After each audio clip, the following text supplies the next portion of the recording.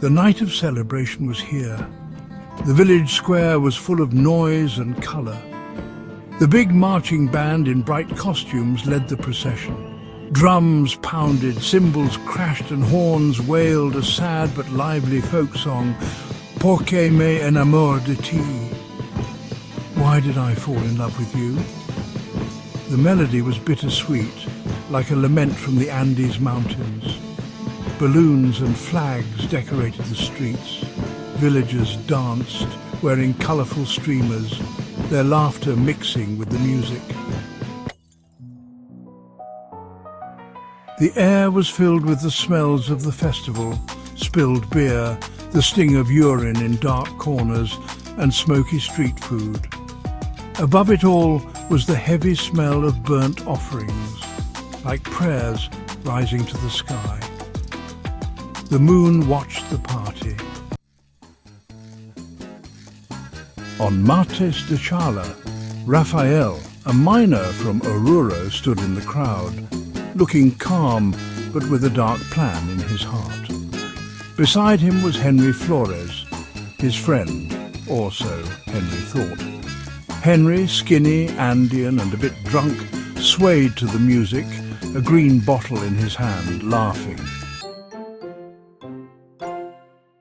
"To Pachamama!"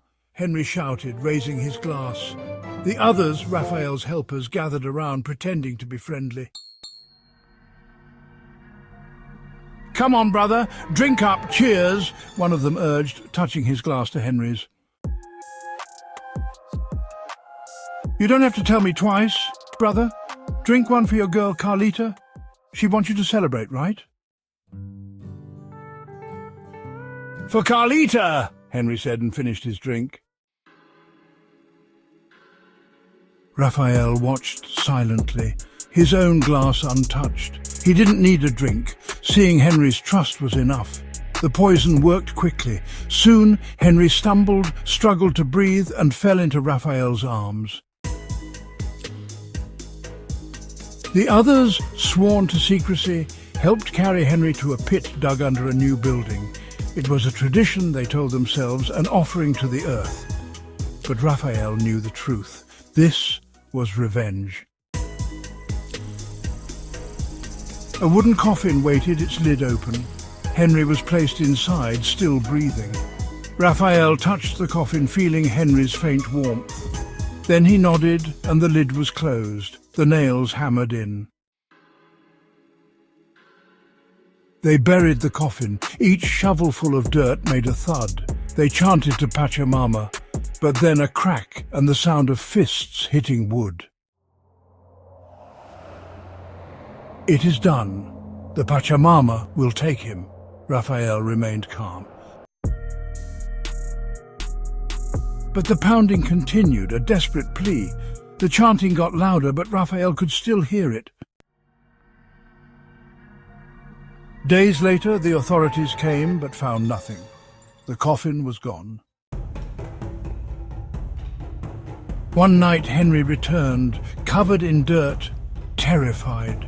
He stumbled into the village, screaming. People whispered, afraid. Had Pachamama rejected him? Was it a curse? Raphael pretended not to care, but he felt afraid. He thought he was free of Henry, but now he felt Henry watching him. Then Raphael saw him. Henry sat in a cafe, clean and neat, eating a salteña. He grinned at Raphael. "Raphael, my friend, you look like you've seen a ghost. Come, join me. Have a salteña. They're delicious. Surviving death makes you hungry. Let me tell you my story of how they buried me alive." Raphael stared, terrified. Henry laughed, but Raphael saw something dark in his eyes. "Don't be a stranger, hermano. Bolivia awaits you," Henry called as Raphael left. Raphael hurried away, afraid. He knew the truth. Bolivia awaited him, not as a beautiful land, but as a land of shadows and curses. Raphael knew the gods don't forget. Sometimes they come back for what is theirs.